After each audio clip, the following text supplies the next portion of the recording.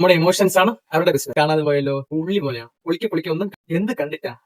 Hello guys, ഇത് Instagram subscription exclusive content part 1 ഞാൻ previous video ഇട്ടിട്ടുണ്ട്, കാണാത്തവർക്ക് കാണണം. ഞാൻ നേരത്തെ പറഞ്ഞ പോലെ ഈ എക്സ്ക്ലൂസീവ് കണ്ടന്റ് ഇൻസ്റ്റാഗ്രാം കുറച്ച് ഗൈഡ് ലൈൻസ് ഉണ്ട്. എന്നുവെച്ചാൽ ഒരുപാടൊന്നും എക്സ്പോസ് ചെയ്യാൻ പറ്റില്ല.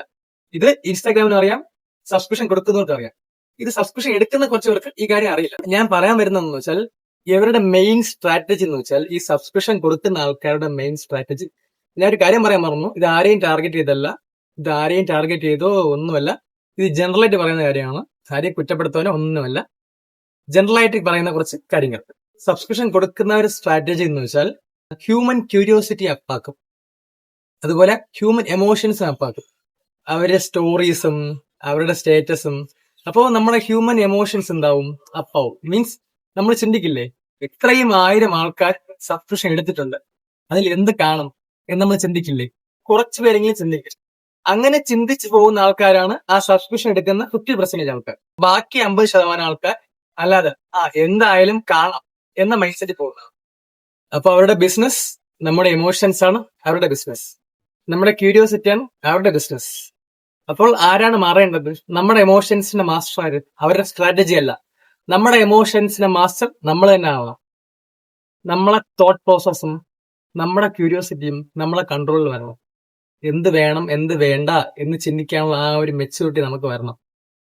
എനിക്ക് പറയാനുള്ളത് തിങ്ക് വൈസ്ലി. പിന്നെ സ്ക്രിപ്റ്റ് ഇല്ലാത്ത ഒരു കാര്യം പറയാൻ, നിങ്ങൾ ഇങ്ങനെ മാസം തോറും 300, 400, 500 ഒക്കെ കൊടുക്കുന്നത് നിങ്ങൾ സിപ്പിലിട്ടൂടെ? ഈ ഫോൺ പേ തന്നെ സിപ്പ് ഉണ്ട്.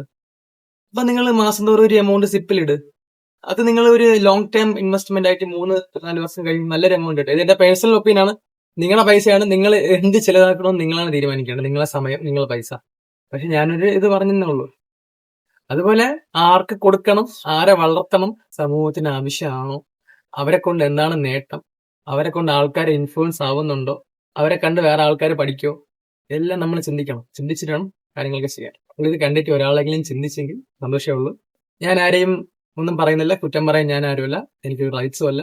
പിന്നെ വേറൊരു കാര്യം, ഇത് കണ്ടപ്പോഴാണ് എനിക്ക് എത്രത്തോളം പോവർട്ടി ഉണ്ടെന്ന് മനസ്സിലായി. എന്ത് പോവർട്ടി ആണെന്ന് നിങ്ങൾക്ക് മനസ്സിലാവും. ഇത്രത്തോളം പോവർട്ടി ഉള്ള ഒരു നാടാണെന്ന് മനസ്സിലായി. പിന്നെ നിങ്ങൾ പലരെങ്കിലും ചിന്തിക്കും, ഞാൻ അസൂയ കൊണ്ടാണ് പറയുന്നത്, അവര് പൈസ ഉണ്ടാക്കുന്നതിന്റെ അസൂയ കൊണ്ടാന്ന് പറയുന്നത്. അപ്പോൾ നിങ്ങളെ വേറെ രീതിക്കും ചിന്തിക്കാമല്ലോ നിങ്ങൾക്ക്. ഞാൻ ഈ കൊടുക്കുന്നവരെ നല്ലതിന് വേണ്ടി പറയുന്നതാണെന്ന്. കൊടുക്കുന്നവര് 300, 400 കൊടുക്കുമ്പോഴേ അതിൽ 25,000, 30,000 ആൾക്കാരുണ്ടല്ലേ. അപ്പം അത് കോടികളുടെ നന്മയല്ലേ. മീൻസ് കോടികൾ സേവ് ചെയ്യാം, അവർക്ക് വേറെ രീതിക്ക് ചെയ്യാം, വേറെ രീതിക്ക് ഇൻവെസ്റ്റ് ചെയ്യാം. ആ ഒരു നല്ല ഉദ്ദേശം കൊണ്ടാണ് എന്നും ചിന്തിക്കാമല്ലോ. പിന്നെ എന്നെ ഫോളോ ചെയ്യാൻ പൈസ ഒന്നും തരേണ്ട ആവശ്യമില്ല. അപ്പൊ ജസ്റ്റ് ക്ലിക്ക് ചെയ്ത് വെച്ചാൽ ഞാൻ ഇടുന്ന കണ്ടന്റ്സ് ഒക്കെ വരും. അപ്പൊ ഇഷ്ടപ്പെട്ട ഫോളോ ചെയ്യണം. അപ്പൊ വേറൊരു കണ്ടന്റ് വീണ്ടും കാണാം. ബൈ.